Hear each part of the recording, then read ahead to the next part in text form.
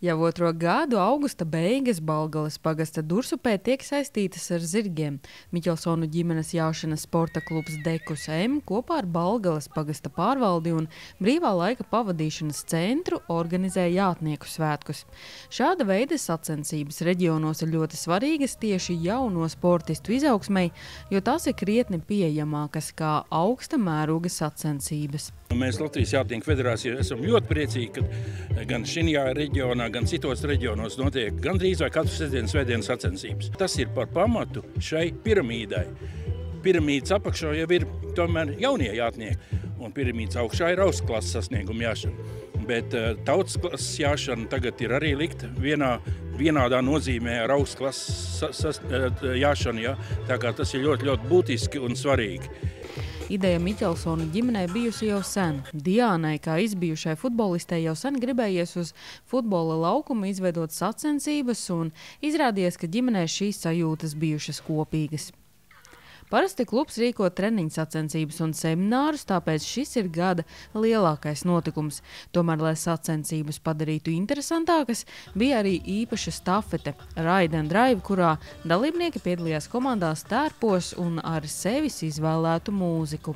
Viens no maršrutiem ir, kur maršruts ir sadalīts uz pusēm, kur maršrutu pirmo daļu veids jātnieks ar zirgu, tad viņš pats lec no zirga nost un kaut kādu daļu veids ar savām kājām, lai saprastu, ko nozīmē, ko tas zirdziņš dara, un tad viņš nodod stafeti savam pāriniekam, kuram nav jāmāk ar zirgiem jāt, viņš vienkārši paņem ar riteni un izbrauc savu daļu, un tad tas viss summējās tādā kopējā laikā. Otrs sacensībām neierastais maršruts bija augstslēgšana, jeb 6 šķēršļu kopums, katram paliekot arvien augstākam. Tas vairāk ir starptautiskās sacensībās tāds, tur liela līmeņa sportisti piedalās, bet mēs gribam atkal dot to iespēju tiem, kas varbūt nav izauguši vēl līdz tām starp, bet ka viņiem arī ir dot tā iespēja, ka ir tā, ka viņi var pagaršot un izjust to, kā tas ir. Jā. Dalībnieku skaits arī šogad sasniedzis rekordlielu skaitu, pirmajos maršrutos sasniedzot gandrīz 40 dalībniekus.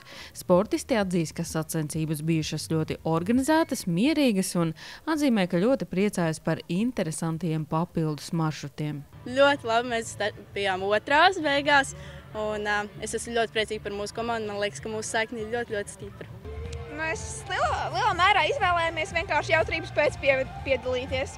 Tas izdevās ļoti labi. Jā, mums gāja ļoti labi, dabūjām gan pirmo, gan otro vietu.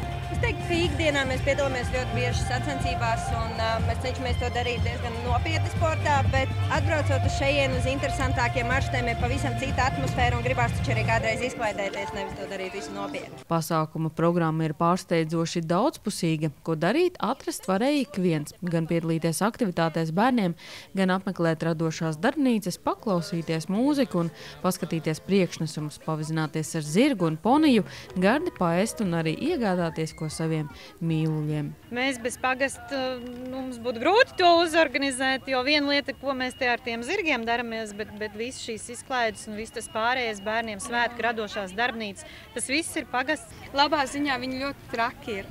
Pagasts cilvēki, viņiem ir tik lielas tās idejas, ko uzreiz darīt, kā likt, un tad mēs tā liekam tās galvas kopā, kas ir mums zirgiem vajadzīgs, kas ir pagastu iedzīvotājiem vai apmeklētājiem, un tad tā sanāk viens feins pasākums. Pasākums šogad izdevies godam, palēmējies arī ar laika apstākļiem, par ko gan esot bijušas raizes. Organizatori cer, ka šī tradīcija turpināsies un jātnieku svētki Dursupē uz futbola laukuma notiks arī turpmāk. Tīva Olanda, Sanita Liepiņa, Ģits Grenvits, TV9 Pakalni.